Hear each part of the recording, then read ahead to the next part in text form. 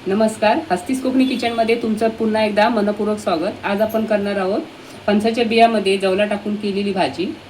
तर त्यासाठी इथे मी 2 वाट्या फणसाच्या बिया घेतलेल्या आहेत, म्हणजे अटळा घेतलेल्या आहेत। याला आम्ही कोकणात अटळा असे म्हणतो।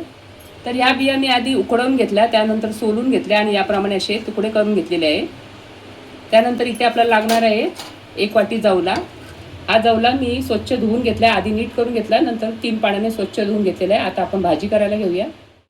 आता इथे आपल्याला 4 मोठे चमचे तेल घालायचं आहे, कारण ही भाजी थोडी मी चमचमीत करणार आहे, कारण खाताना नंतर आपल्याला याचा छान असा स्वाद येतो, यासाठी तेल थोडंसं जास्त घाला। आता इथे तेल गरम झाले तर यामध्ये आपल्याला 5-6 तरी लसूण पाकळ्या अशा मोठ्या बारीक चिरून घालायचे। जर लहान असतील तर अजून थोड्या 10-15 तरी द्या।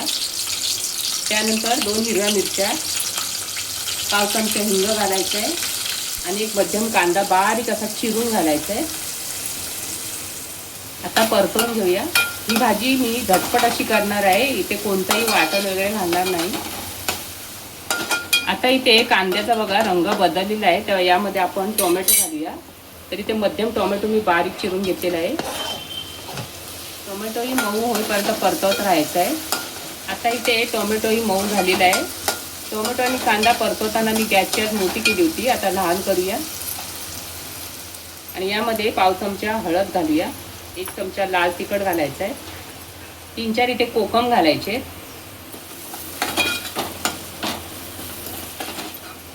त्यानंतर बारीक चिरलेली कोथिंबीर घालायची थोडीशी।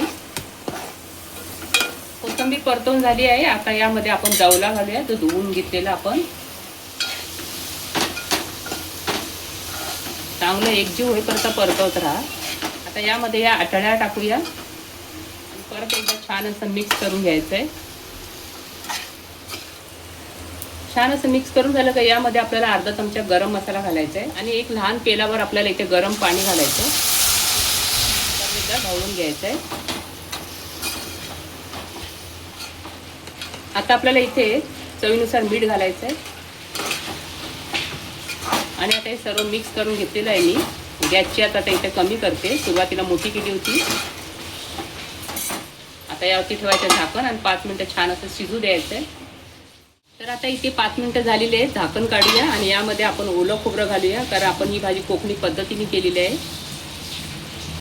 या भाजीमध्ये तुम्ही कोळंबी, ओला जवला जरी घातलात ना तरी ही भाजी खूप छान होते, एकदा करून बघा। मिक्स करून घेऊया। परतवून झालेलं आहे, तर 2 मिनिटांसाठी झाकण ठेवूया, म्हणजे ओला खोबरा जे आपण यामध्ये टाकलेला आहे ना त्याची चव यामध्ये उतरेल। 2-3 मिनिटं झाली ना की गॅस बंद करा।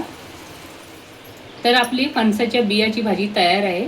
ही रेसिपी पाहताना तुम्हाला कशी वाटली मला कमेंटमध्ये नक्की सांगा। व्हिडिओ आवडला असेल तर लाईक करा, शेअर करा, नवीन असाल तर सबस्क्राईब करा। परत भेटूया अशाच एका छानशा रेसिपी बरोबर। तोपर्यंत विश्रांती घेऊया। धन्यवाद।